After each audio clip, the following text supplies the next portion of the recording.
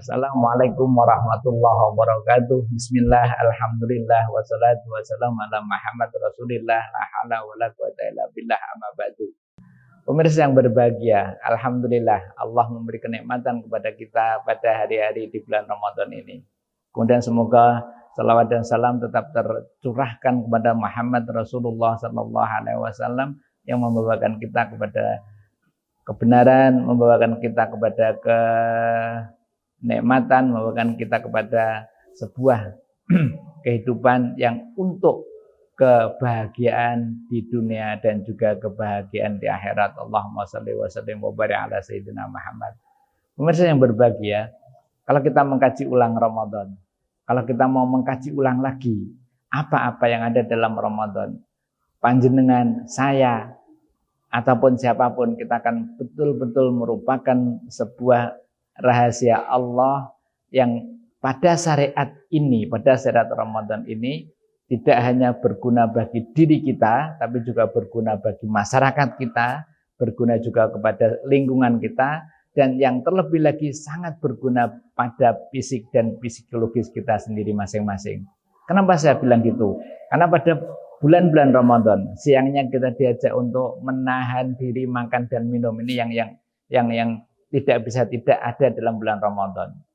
Yang asalnya ini kalimat boleh, kulu wasrabu wala tusrifu, tapi dengan Ramadan ini kita oleh Allah diajak untuk sedikit ngelong, sedikit mengurangi. Kita tidak boleh makan, tidak boleh minum, tidak boleh sesuatu yang melarang sesuatu yang membuat puasa kita batal sejak terbitnya fajar sampai pada nanti menjelang matahari terbenam.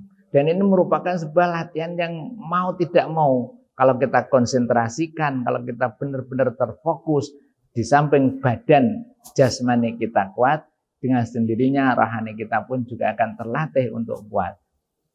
Kenapa saya bilang kuat? Karena kehidupan ini sebuah kehidupan yang sederhana.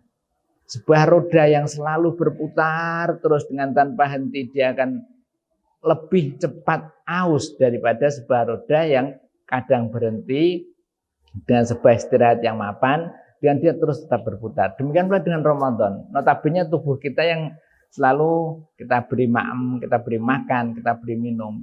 Kalau dia terus bekerja, terus non-stop dalam sekian banyak bulan, dalam sekian banyak hari, sangat bisa terjadi keausan. Mungkin ada yang lecet, mungkin ada yang rusak.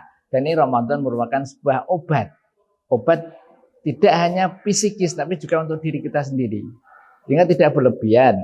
Kalau dalam banyak hal penyakit, kita disarankan untuk berpuasa, untuk mengobati sebuah penyakit, kita disarankan untuk berpuasa lebih dulu, untuk sedikit makan lebih dulu, untuk berhenti minum lebih dulu. Kan memang dalam sebuah penelitian ilmiah, semakin kita mampu untuk mengendalikan diri makan dan minum kita, badan kita ini mau tidak mau akan terbiasa dengan sebuah kenyataan, dengan sebuah keadaan yang ada pada di sekeliling badan kita sendiri.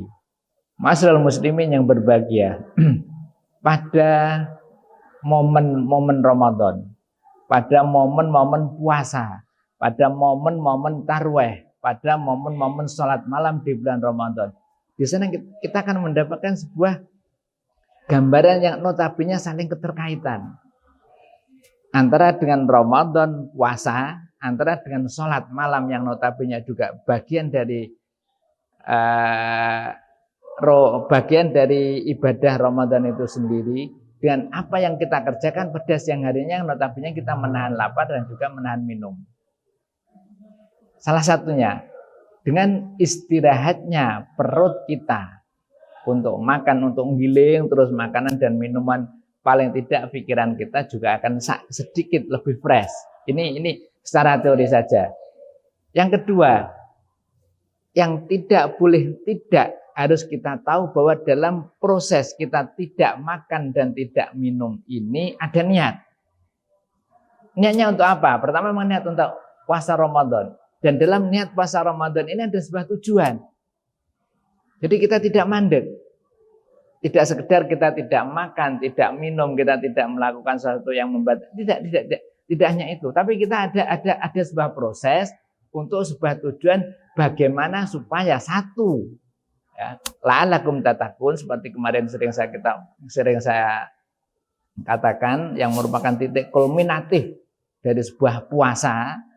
Yang kedua, di samping la'allakum tattaqun ini kita diajari oleh Allah untuk sedikit merasakan betapa orang yang harus lapar, betapa orang yang harus haus, betapa orang yang harus menahan keinginan itu kita bisa merasakan di saat Ramadan. Kemudian juga di saat kita mencoba untuk sebuah ibadah sholat yang di saat kita sholat dalam kondisi kita kenyang, dengan ibadah sholat yang di saat kita dalam keadaan perut kosong ataupun dalam keadaan kita haus, akan sangat terjadi perbedaan yang signifikan. Pertama, dalam keadaan kita warak, dalam keadaan kita penuh, ya, kita kenyang, sholat malah terkadang akan tidak bisa khusyuk, terkadang malah terbebani dengan kewarakan kita, dengan kekenyangan kita. Tapi juga tidak jarang terjadi kita di saat pas luwe, pas lapar, pas haus, kita sholat juga semakin melambian. Dalam titik kita puasa pada bulan Ramadan yang notabene la'allakum tattaqun ini, ternyata kita diajari oleh Allah, diajak untuk ini loh, kamu mencoba di saat kamu puasa perutmu kosong, haus, tapi kamu bisa la'allakum tattaqun, mencoba untuk bertakwa kepada Allah, ternyata lebih enteng daripada kamu di saat kenyang. Dan ini perlu panjenengan untuk memulai ulang lagi. Untuk memulai ulang lagi. Artinya memulai ulang lagi gimana? Ini momen-momen yang sangat-sangat bagus. Demikian kita coba lagi untuk sholat lagi. Kita coba lagi untuk sholat lagi dalam kondisi yang semacam ini, sehingga kita betul-betul menemukan bahwa dalam puasa itu ternyata tidak hanya kita mampu untuk menahan lapar dan haus, tapi ternyata juga kita diajak untuk bisa menikmati sholat yang lebih khusyuk. Barakallahu li wa lakum, wassalamualaikum warahmatullahi wabarakatuh.